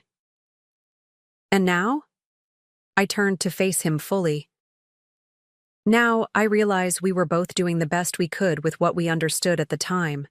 He needed to establish his independence, his identity separate from mine. I needed to recognize my own worth beyond my role as his mother. We had to grow apart to find our way back to each other authentically." Harrison's smile was gentle with appreciation. "That's quite the insight." "Better late than never," I shrugged, but returned his smile. "Speaking of insights," he said, reaching into his pocket, "I've been carrying this around for weeks, waiting for the right moment." He withdrew a small velvet box, not the typical jewelry box one might expect, but something older, clearly, treasured for many years. "Harrison?" I questioned, curiosity mingling with a sudden flutter of anticipation. "This belonged to my grandmother," he explained, opening the box to reveal an exquisite Art Deco ring, platinum filigree surrounding a modest but perfect diamond. It's not the traditional engagement style, but then, we're not exactly a traditional couple. My breath caught as the implications became clear. "Are you asking if you'll marry me?"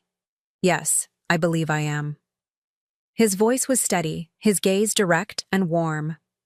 "We've built a wonderful life together this past year, Mary. I'd like to make it official, if you're amenable." "Amenable," I repeated, the formal term making me smile even as tears threatened. "Is that your romantic proposal?" He chuckled, taking my hand gently. "Would you prefer poetry, skywriting, a flash mob in the town square?" "No," I assured him, squeezing his fingers. "This is perfect. Just us, in our home, with honesty and care, like everything between us has been." "Is that a yes, then?" I nodded, suddenly unable to find my voice as emotion welled. After all, the unexpected turns of the past year, from betrayal to revenge to reconciliation to this moment of pure joy, it seemed impossible that life could still surprise me with such gifts. "Yes," I managed finally. "Yes, I'll marry you, Harrison Reed." The ring slid onto my finger as if it had been made for me, despite belonging to a woman I'd never met from another era entirely. Perhaps there was poetry in that. Connections, spanning generations, love finding its way through time to create new stories. "When shall we tell the children?" Harrison asked with a mischievous twinkle, referring to David and Amber in the playfully parental way he sometimes did. "Let's wait until Christmas," I decided, "when they're here in person. Some news is better delivered face to face." He nodded agreement, then pulled me close. "To think," he murmured against my hair, "all of this began because your daughter-in-law thought you smelled like old people." I laughed softly at the absurdity. Quite the catalyst for transformation. Indeed. Though for the record, he added, pressing a kiss to my temple, you've always smelled like lavender and wisdom to me. Lavender and wisdom, I repeated, settling comfortably in his embrace. I can live with that description. As we stood there in our kitchen, making plans for a wedding neither of us had anticipated at this stage of life, I felt a profound sense of gratitude wash over me, not just for Harrison and our unexpected love, but for the painful moments that had forced me to reclaim my worth, to demand respect, to create boundaries that ultimately allowed for authentic connection. Life rarely follows our expected scripts, as Harrison had observed in the greenhouse months ago. Sometimes the most hurtful moments lead to the most profound growth. Sometimes the endings we fear become the beginnings we need. And sometimes, just when we think our story has reached its final chapter, we discover it's only just beginning. Christmas Eve arrived with a gentle snowfall that transformed our neighborhood into something from a greeting card, pristine white, blanketing every surface, holiday lights glowing through the soft curtain of flakes. I stood at the front window, watching for the taxi that would bring David and Amber from the airport, unconsciously twisting the engagement ring on my finger. Harrison and I had decided to keep it hidden until the right moment, a small velvet box tucked away in my dresser drawer for now. Flight landed 20 minutes ago, Harrison reported, checking his phone. They should be here any minute. I nodded, smoothing the front of my emerald green sweater for perhaps the 10th time. The house was ready, guest room prepared with fresh linens, refrigerator stocked with favorites, Christmas tree adorned with a careful blend of my long-time ornaments, and several Harrison had contributed from his collection. Even the greenhouse had been decorated with subtle white lights for the occasion. "Are you nervous?" Harrison asked, coming to stand beside me at the window. "Not nervous exactly," I replied, echoing our conversation from the morning of their departure months ago.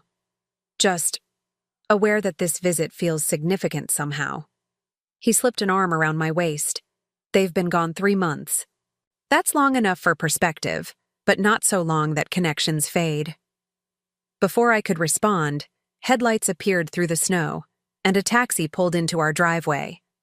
I was at the door before they even had time to gather their luggage from the trunk, waving perhaps too enthusiastically through the glass storm door. David emerged first, tall figure instantly familiar, despite being bundled against the cold in a parka I didn't recognize. He turned to help Amber from the back seat, both of them laughing as she nearly slipped on the freshly fallen snow. Something about their easy coordination, the unconscious way they moved together, struck me as different, more practiced, more synchronized than before. I opened the door wide as they approached, barely restraining myself from rushing out to meet them. "Welcome home," I called, the words emerging in a visible cloud of warm breath against the frigid air. They hurried inside, bringing a swirl of snowflakes and cold air with them, luggage bumping against the doorframe in their haste. And then we were all talking at once, exclaiming over the snow, commenting on their flight delay in Detroit, admiring changes to the house decor since they'd left. "You look different," I told Amber, helping her out of her coat.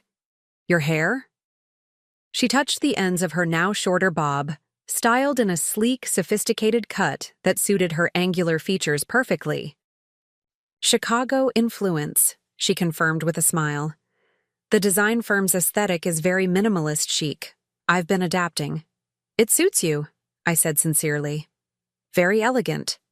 Her smile deepened at the compliment, genuine pleasure replacing the wary acceptance that once would have greeted my observations about her appearance.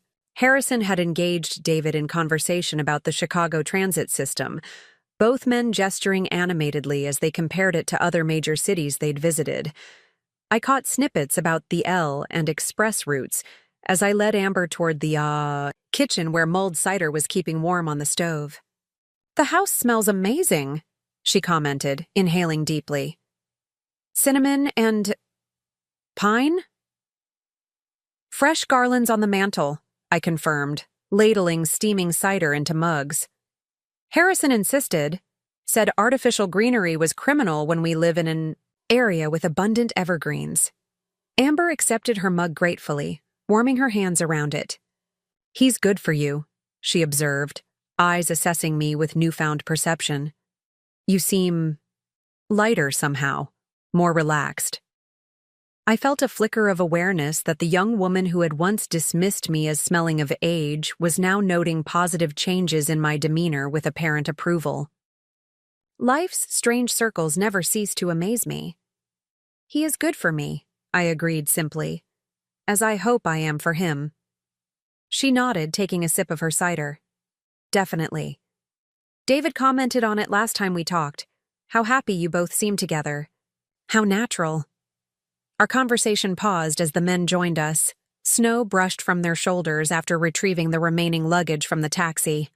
David accepted his cider with a grateful groan, taking a long drink before pronouncing it exactly what I needed after that flight. "How are things at the firm?" Harrison inquired, leaning against the counter with practiced ease. "Still enjoying the new position?" David's face lit with enthusiasm as he launched into updates about recent projects, challenges with integrating legacy systems, opportunities he was pursuing within the company. The technical details largely escaped me, but his animation told the real story. He was thriving, exactly where he needed to be professionally. "And the design work?" I asked Amber. "Has the hotel lobby project progressed?" Pride flickered across her features as she set down her mug. "Actually, it's nearly complete. Installation happens in January." She pulled out her phone, scrolling to show us renderings of a stunning space, modern yet inviting, with unexpected touches of warmth amid clean lines and dramatic lighting. "This is exceptional," Harrison commented, examining the images with genuine interest. "The balance between contemporary elements and accessibility is masterfully done." Amber beamed at the specific, thoughtful praise. That was exactly the challenge, creating something design-forward that still feels welcoming to every guest, not just the design-conscious ones. As they continued discussing architectural principles and material selections, I caught David, watching this exchange with a soft expression I couldn't quite interpret. When our eyes met, he gave a small nod, as if confirming some private thought. The evening progressed with comfortable ease. Dinner around the dining table, Harrison and I had selected together at an antique market last summer, conversation flowing naturally between serious topics and lighthearted reminiscences. No one mentioned the mortgage, or the property management arrangement, or the agreement that had formally structured our interactions months ago. Those frameworks still existed, but they'd receded into the background, necessary scaffolding rather, than the substance of our relationship. Later, as David helped me clear the dessert dishes while Harrison showed Amber the greenhouse lighting system he'd installed, my son paused in his task, dishcloth suspended mid-motion. "I need to tell you something, Mom," he said, voice uncharacteristically hesitant. My heart stuttered momentarily with instinctive maternal concern. "Is everything all right?" A smile bloomed slowly across his face, transforming his expression into something almost boyish despite his 35 years. "More than all right. Amber's pregnant." The plate I was drying nearly slipped from my fingers. "Pregnant? You're having a baby?" He nodded, eyes bright with a mixture of excitement and what looked remarkably like terror. "Due in June. We just got past the first trimester, started telling people last week." "Oh, David," I breathed, setting down the dish to embrace him properly. "That's wonderful news." He returned the hug tightly, his voice muffled against my shoulder. "We wanted to tell you in person. It felt too important for a phone call or video chat." I pulled back to study his face. This man who had once been my tiny infant, now preparing to welcome his own child. "How are you feeling about it?" "Truly?" "Terrified," he admitted immediately. "Excited. Overwhelmed. Sometimes all three within the span of 5 minutes." He ran a hand through his hair in a gesture so familiar it made my heart ache with recognition. I keep thinking about Dad, about things I wish I could ask him. And then I think about how you managed alone after he died. And I feel simultaneously impressed and completely inadequate. The honest vulnerability in his words touched me deeply. Your father would have been over the moon about becoming a grandfather, I said softly. And as for managing alone, you do the best you can with what you have in that moment. That's all anyone can do. Does it ever feel like enough? He asked, genuine question in his eyes. The best you can do?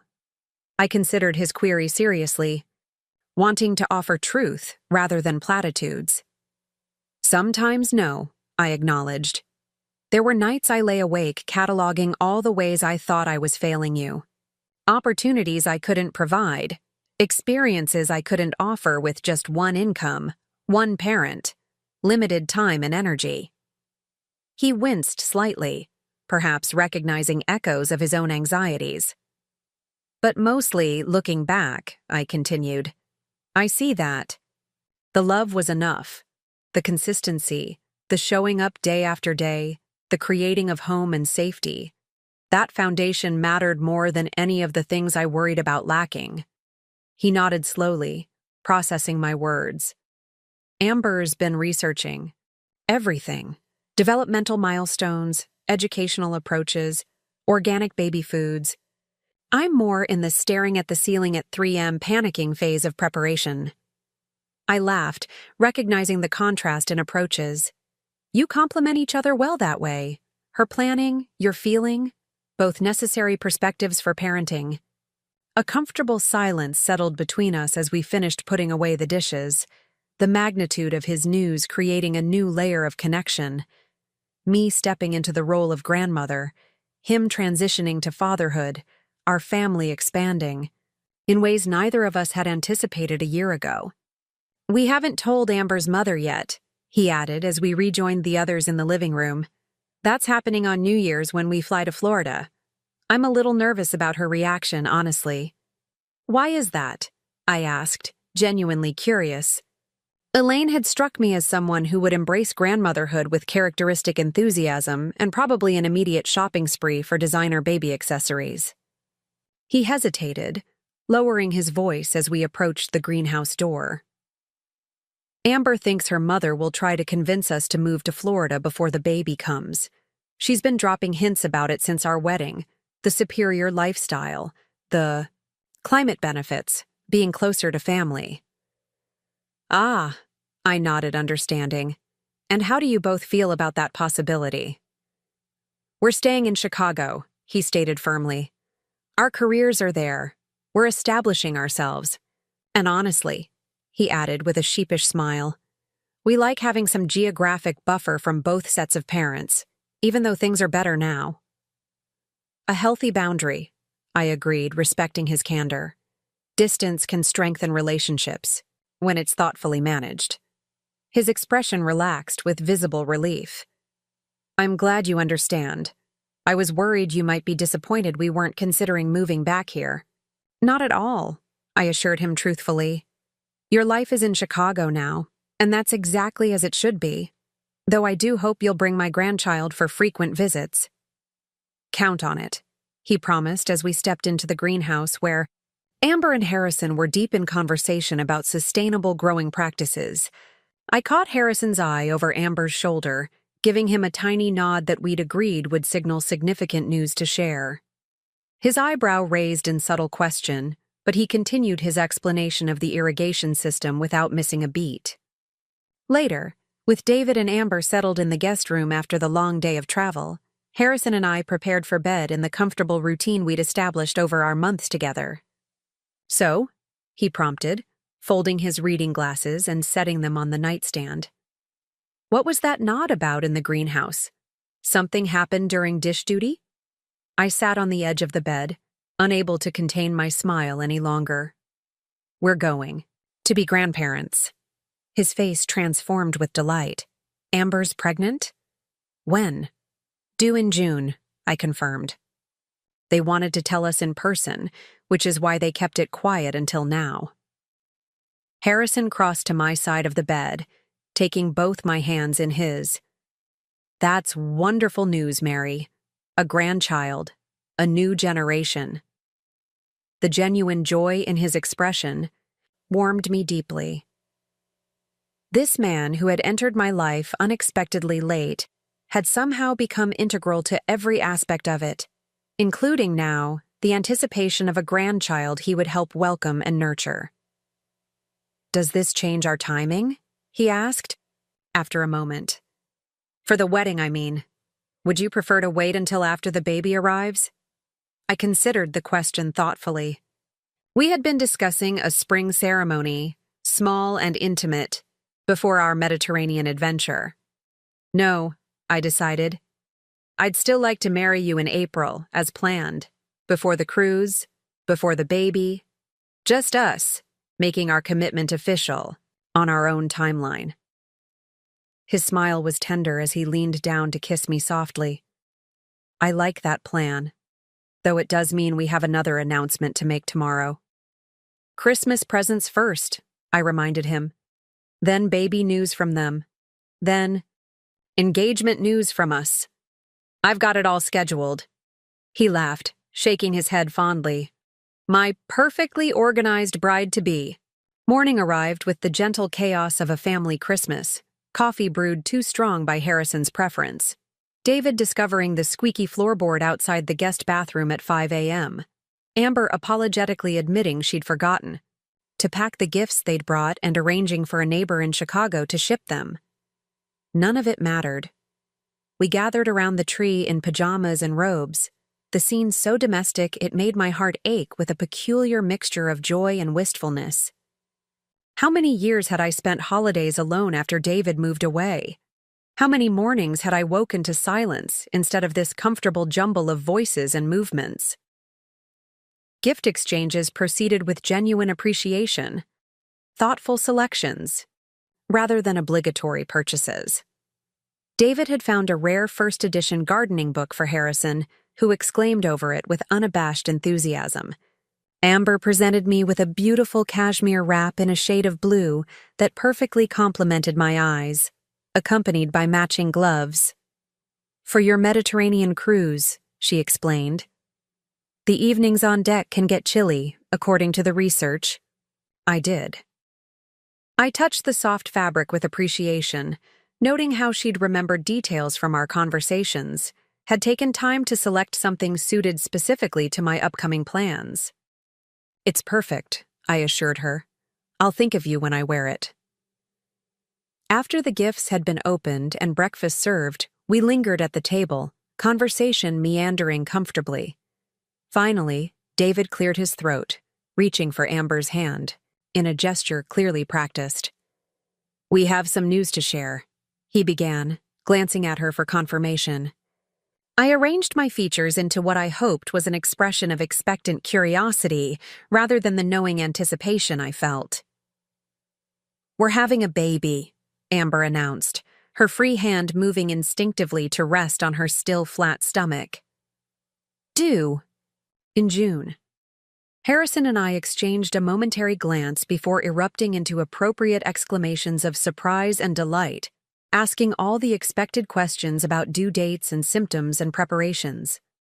"Have you thought about names yet?" Harrison inquired, refilling coffee cups around the table. "We're considering family names," David replied. "If it's a boy, maybe Thomas after Dad."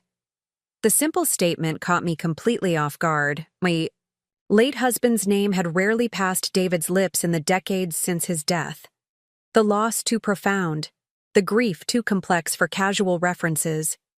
Now he spoke of honoring that connection, passing it to a new generation. He would have liked that very much, I managed, voice steadier than I felt. "And if it's a girl," Amber added, her expression softening, "we're thinking about Mary." For the second time that morning, I found myself genuinely speechless. After everything that had transpired between us, the disrespect, the hurtful comments, the calculated revenge and tentative rebuilding, This gesture felt like the completion of a circle I hadn't known needed closing. "Only if you're comfortable with it," David added quickly, misinterpreting my silence. "We could use it as a middle name instead if you prefer." "No," I interrupted gently. "I'm just deeply moved. It would be an honor to share my name with your daughter, should you have one." Amber's smile was warm with understanding. "We want our child to have strong namesakes, people of character and resilience." I reached across the table to squeeze her hand briefly, no words adequate, for the emotions swirling through me. Harrison, ever perceptive of emotional currents, cleared his throat. "Well, it seems this is a day for significant announcements." He glanced at me, eyebrows raised in silent question. I nodded, suddenly nervous despite having anticipated this moment for weeks. Rising from my chair, I moved to the small desk in the corner of the dining room, retrieving the velvet box from its hiding place in the drawer. David and Amber watched with curious expressions as I returned to the table, placing the box before me. "Harrison and I have news as well," I began, voice steadier than my suddenly racing heart. "We're getting married in April." For a beat, silence filled the room. Then David's face broke into a wide grin. "Mom, that's fantastic!" Amber was already on her feet, circling the table to embrace me. "Congratulations! Let me see the ring." I opened the box, revealing the Art Deco design that had quickly become precious to me. Amber exclaimed over its vintage charm while David shook Harrison's hand firmly, then pulled him into a proper hug. "Welcome to the family," my son told my fiancé, the simple acceptance in his voice the greatest gift he could have offered. "Officially, I mean." "Thank you," Harrison replied sincerely. "That means a great deal to me." Questions tumbled out about ceremony plans, small, intimate, just family and close friends, timing before our Mediterranean cruise, and logistics. We'd continue living in my house, which had more than enough room for both of us. "So much change," David marveled, shaking his head. "This time last year, who could have predicted any of this? Me in Chicago, a baby on the way, you two engaged." "Life rarely follows our expected scripts," Harrison and I said in unison, then laughed at our now familiar shared observation. "Clearly you two were meant for each other," Amber commented, smiling at our synchronized response. "Speaking the same thoughts and everything." The remainder of their visit passed in a blend of holiday traditions and future planning, a Christmas Eve service at the local church, breakfast with neighbors on Christmas morning, long conversations about baby preparations and wedding details. We video-called Elaine in Florida, sharing both sets of news, receiving her enthusiastic, if slightly competitive, congratulations. "I'll need to plan a baby shower in Miami," she insisted immediately. "And of course I'll help with wedding arrangements if needed, Mary. I know the most divine florist who could handle everything remotely." "Thank you, Elaine," I interjected gently. "We're keeping things very simple for the wedding, but we'd love your input on baby preparations, especially since you'll be grandmother alongside me."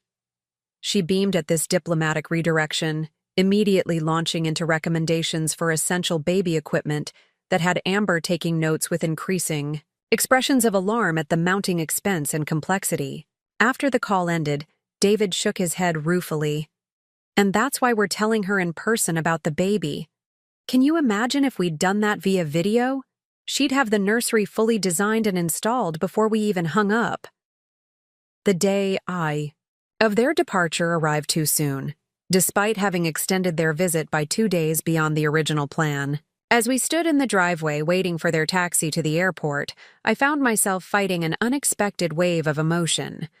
"It's only a few months until the wedding," David reminded me, correctly interpreting my expression. "And we'll be back for that. Then the baby in June. Before you know it, we'll be underfoot constantly." I smiled, acknowledging the truth in his words. "I know. It's just been wonderful having you both here. The house feels more alive with family in it." "Well," Harrison said casually, arm secure around my waist. Perhaps after we're married, we should consider hosting more frequently.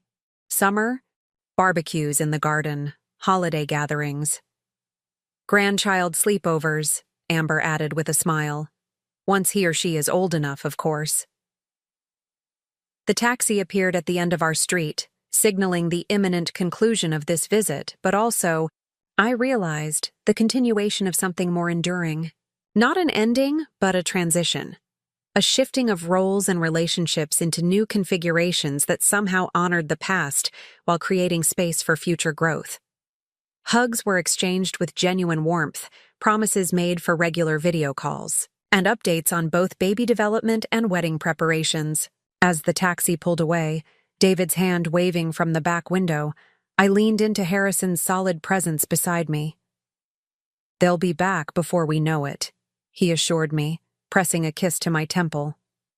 "I know," I agreed, turning toward our home, home, with evidence of our shared life visible in every room.